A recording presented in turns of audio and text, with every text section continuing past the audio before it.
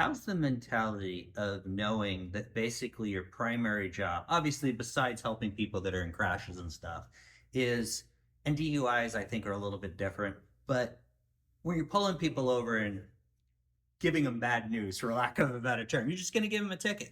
How is that, especially as a 22-year-old? You know, it was the philosophy was different at that time for the state patrol. The philosophy that I was taught by my field training officers and the instructors when I went through the academy is you take the least amount of enforcement to gain compliance.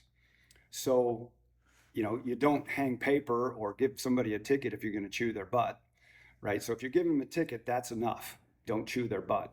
If you're not going to give them a ticket, you can have an education with them and have an opportunity to try to convince them to do the right things. And society was a little bit different. I mean, there were times that you did write tickets, but I wrote a lot less tickets then than a lot of the younger generation. Uh, it's always been that way. There's those guys that write everybody they stop. I was more of the person that would like to sit and talk with the individual, educate them. I can remember having a woman that had her baby in the front seat with no seatbelt, no child restraint, and I had just covered an accident where a woman was holding a child in the front seat. She was seatbelted, the child was not, and the child was extruded through the front windshield as the crash came on, and it killed the child. So I just had that. And I was able to talk to this woman and say, look, this just happened to me. Please put a seatbelt on this child. It actually brought me a little bit to tears at the time.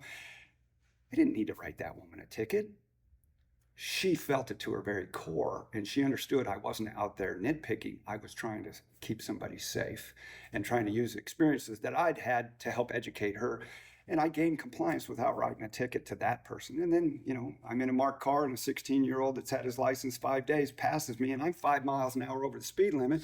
I stop him and I'm thinking, oh, his speedometer's got to be wrong. And I say, hey, buddy, did you see me? I'm in a marked car. I'm going 5 over and you passed me. He goes, yeah, so what? Oh, you're getting a ticket.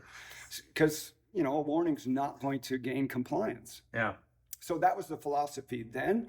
I didn't have any problem with enforcing the law when somebody deserved to have the law enforced.